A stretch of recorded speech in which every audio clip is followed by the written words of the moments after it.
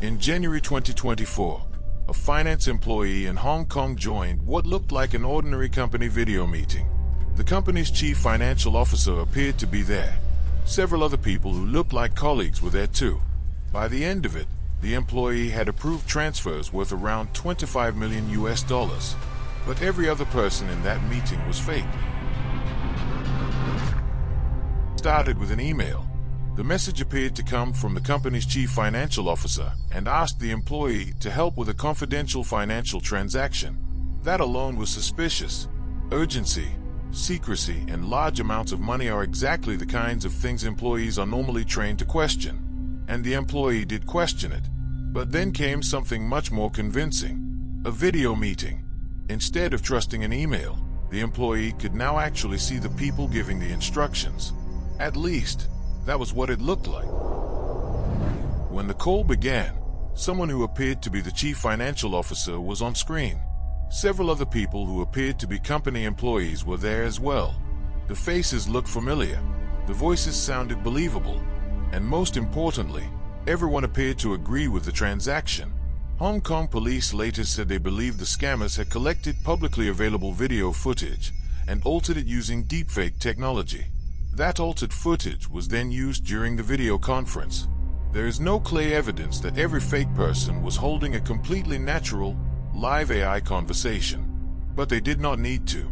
They only needed the meeting to look real enough. And it did. The employee reportedly noticed that something felt slightly unusual. But think about the situation. If one person sends you a strange request, you might question them. If several people you believe are senior employees appear on the same call and all support the same instruction, suddenly your own doubt feels less important. That was one of the strongest parts of the scam. The employee was not simply trusting one fake face. He was trusting what looked like an entire room of agreement. And eventually, he followed the instructions. The employee authorized a series of transfers.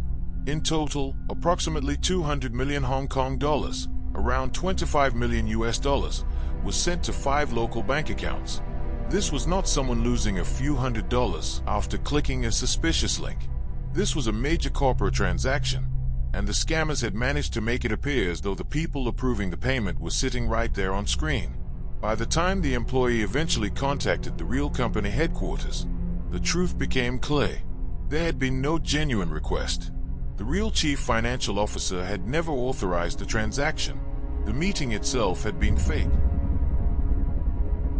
The basic idea behind the scam was not actually very complicated. Senior executives often appear online.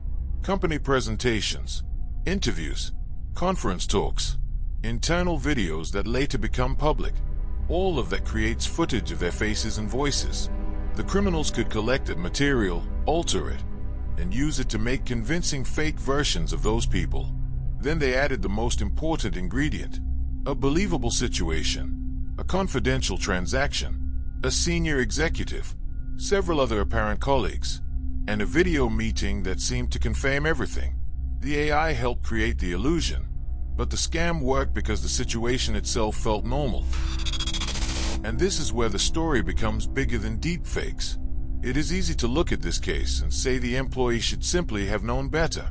But the bigger problem was the system. The request arrived through a digital communication channel. Then the same kind of digital communication was used to prove that the request was genuine. There was no completely separate check.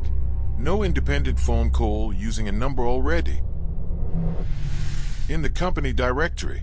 No second person physically confirming the transfer. No separate approval system strong enough to stop the payment. The fake meeting did not just imitate people. It imitated the company's normal way of building trust. And once the scammers copied that process, the employee had very little else to rely on.